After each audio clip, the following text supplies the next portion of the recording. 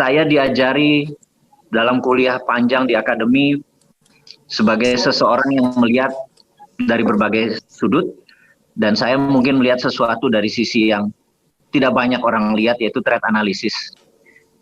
Jadi threat analysis adalah berpikir apa skenario terburuk atau worst skenario dan bagaimana solusinya. Saya melihat Omnibus Law ini adalah menjadi pro BUMN, pro bisnis besar, dan pro foreign direct investment. Maka ketika saya membaca draft Omnibus Law, saya agak terkejut. Ini versi saya nih ya, versi saya. Sekali lagi, bukan salah benar.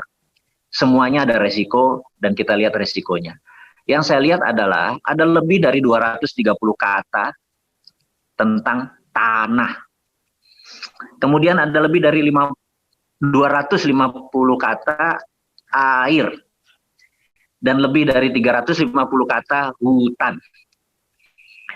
Jadi ini urusan Omnibus Law ini jualan tanah air kali lu ya, gitu ya. Itu yang membuat saya agak sedikit maksud lu apa nih nulis kebanyakan air, tanah, dan hutan. Mau jual gitu ya, mau decentralize. Sumber daya alam kita yang seksi ini mau dijual gitu ya.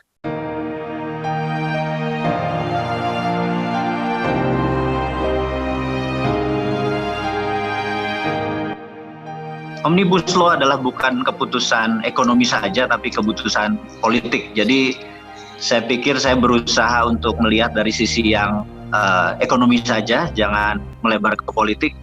Karena kita tahu di dalam bernegara, ada 7 pilar bernegara, Ipolek, Sosbud, Hankam, ideologi, politik, ekonomi, sosial, budaya, pertahanan, dan keamanan.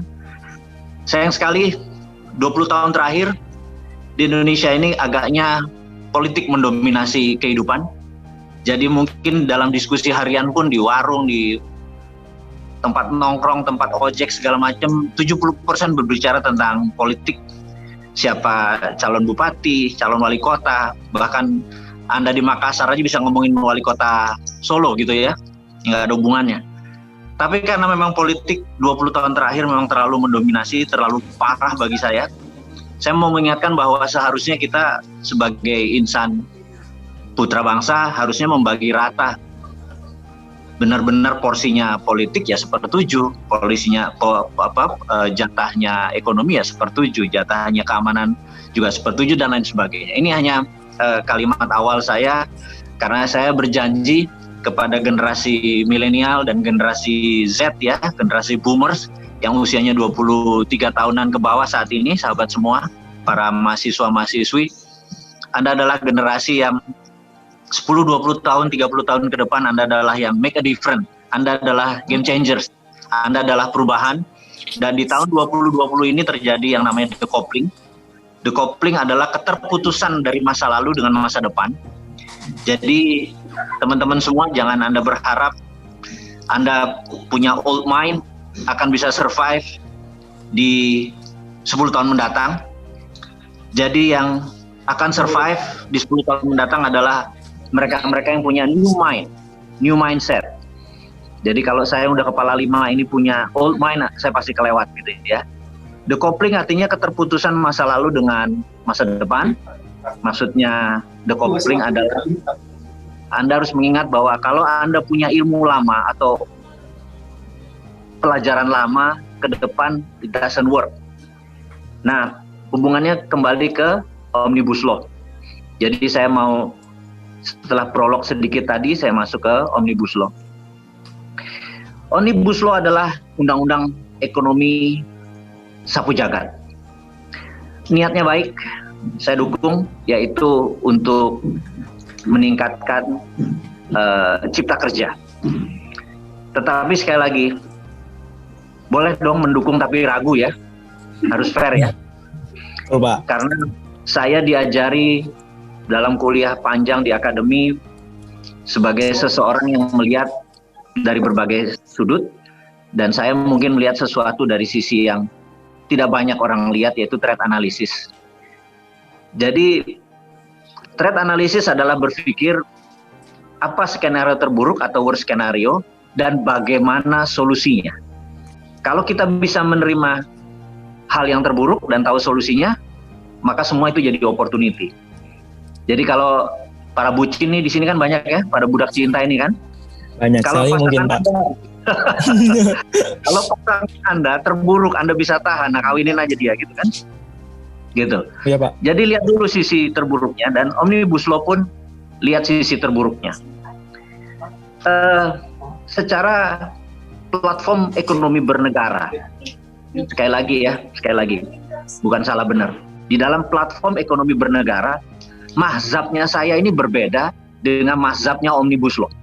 Itu harus dilihat dulu bahwa ekonomi itu ada mazhabnya. Saya kasih contoh ya, ini hanya biar ringan aja nih pelajaran kita. Kalau Partai Demokrat jadi presiden di Amerika, maka regulasinya atau peraturannya atau keputusan kebijakannya adalah heavy on government. Jadi waktu Obama itu ya, heavy on government itu adalah semuanya urusan negara. Jadi contohnya waktu Obama jadi presiden, ada Obamacare, ada banyak lagi paket-paket yang negara yang bergerak. Kalau Republikan yang menjadi presiden seperti zaman Trump sekarang itu heavy on private. Jadi apa-apa swasta gitu. Pajaknya kecil, kemudahan berinvestasi, bank ngasih kuantitatif easing, uang murah, uang mudah, dan lain sebagainya. Kalau di Demokrat yang disebut heavy on government, semuanya government. Buat proyek jalan, bangunnya government, buat proyek kesehatan, semuanya government gitu ya. Sekali lagi, kalau Republik swasta. Nah, saya ini kalau dilihat mazhab ekonomi adalah heavy on private. Jadi saya mendukung semua usaha swasta. Nah, saya ini artinya less atau tidak terlalu tertarik dengan heavy on government. Jadi karena mazhab kita berbeda, jadi melihat Omnibus Law ini jadi berbeda. Saya melihat Omnibus Law ini adalah menjadi pro BUMN, pro bisnis besar, dan pro foreign direct investment. Sementara di dalam konsep heavy on private sisi saya ya, saya nggak ngajak teman-teman untuk mengikuti saya, adalah heavy on private, tidak terlalu mendukung foreign direct investment, tapi adalah domestic direct investment, DDI bukan FDI. Tidak akan pinjam uang, karena basicnya adalah printing money berbasis project gitu ya. Dan akan mempermudah swasta, alias BUMN mungkin saya tutup gitu. Ini akan membuat shock, karena kita sudah terlalu terpesona dengan sosialis elitis. BUMN dimanja terus sejak zamannya 30 tahun yang lalu. Kenapa dimanja? Karena di seluruh dunia BUMN itu banyak. Di Singapura perusahaan BUMN ada namanya Temasek Group, di Malaysia ada namanya Kasanah. Tetapi keduanya tidak di bawah kementerian. Sekarang ini BUMN Indonesia di bawah kementerian. Artinya kementerian adalah jabatan politik, tugasnya adalah membuat regulasi atau menjadi regulator. Sementara BUMN adalah operator atau yang melaksanakan. Sahabat muda semua Anda bisa bayangkan, Kementerian BUMN adalah regulator dan operator. Dia yang ngatur, dia yang dagang, dia yang untung. Rakyat hanya menjadi pasar. Bagaimana UKM bisa tumbuh? Itu pertanyaannya. Jadi di dalam Omnibus Law ini membuat piramida yang segitiga tadi mendadak menjadi lancip ke atas. Kenapa lancip ke atas? Karena memang yang foreign direct investment itu adalah perusahaan besar, BUMN adalah perusahaan besar, oligarki adalah perusahaan besar yang diuntungkan. Dan sebenarnya kalau dalam dagang, labor cost itu tidak lebih dari 15% dari gross sales. Kalau semua itu adalah untuk buruh kita, sementara investasi FDI yang masuk adalah semuanya digital atau heavy industry yang menggunakan teknologi, buruhnya juga nggak banyak-banyak banget. Buruhnya adalah high skill labor, pasti dia import. Jadi buruh yang Anda maksud wahai penulis Omnibus Law, saya pertanyakan, ini buruh yang mana yang Anda maksud? Apakah yang 7 juta per tahun lagi nganggur sekarang, dan yang setiap tahun 3 juta angkatan kerja datang, itu bisa Anda serap? Kalau yang masuk 1.000 perusahaan aja, paling jauh Anda cuma ambil 100 ribu, bagaimana bisa 10 juta? Itu yang saya pertanyakan. Jadi Omnibus Law harus menjelaskan pertanyaan seperti kita ini, karena menurut saya Omnibus Law adalah sosialis elitis yang diuntungkan. Jadi hanya kaum atas saja yang diuntungkan, dan juga kapitalis elitis, hanya elitis yang diuntungkan, alias perusahaan besar, sekali lagi, perusahaan multi internasional, oligarki, dan BUMN. Nah, UKM bagaimana?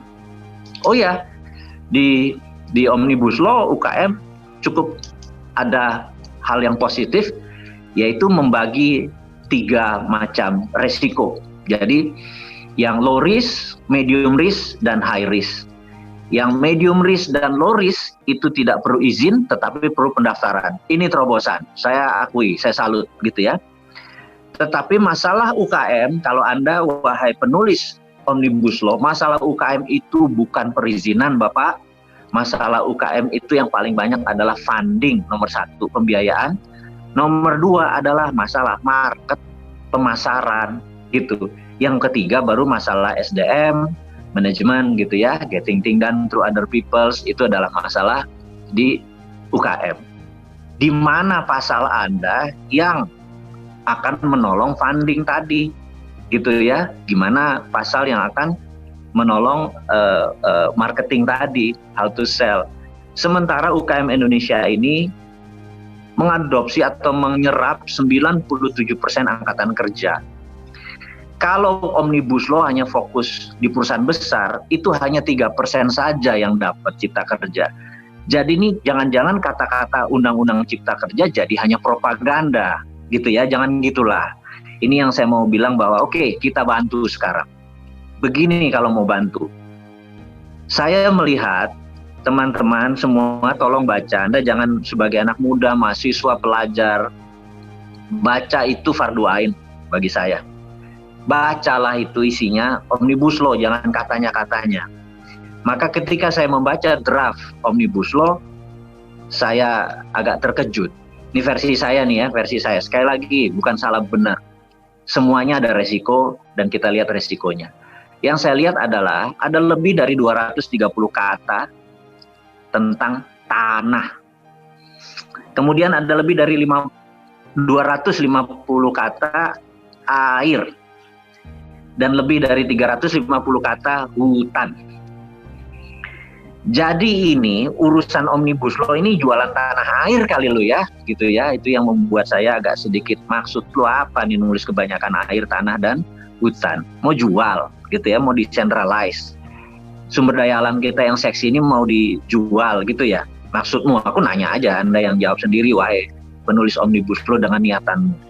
Sementara 3 tahun terakhir saya berbisnis digital dan cukup banyak. Anda tahu Santara untuk fundingnya, Dinaran untuk pembiayaan dan lain sebagainya. Kata-kata digital cuma ada 11 dan financial inclusion tidak ada. Anda bisa bayangkan. Tahun 2030, Jack Ma, Warren Buffett, Bill Gates pernah mengatakan semua bahwa tahun 2030 atau 10 tahun dari sekarang, 80% produk di dunia adalah produk yang dibuat oleh UKM yang go digital dan go global. Sekali lagi, 80% produk di dunia di tahun 2030 ke atas adalah produk UKM yang go global dan go digital. Kalau Omnibus Law berpikiran tentang future, maka financial inclusion atau ketermelekan akan keuangan, pembiayaan, funding, finance, hedge fund, apapun namanya tentang keuangan tadi, dan digital informasi, digital teknologi, ini semua harus ada di Omnibus Law. Kalau 11 kata-kata digital dan tidak ada financial inclusion, bagaimana kita berdaulat? Padahal ujung-ujungnya kita kan mau cari fulus, mau cari tenaga kerja kita, mau dapat skill, mau dapat impact.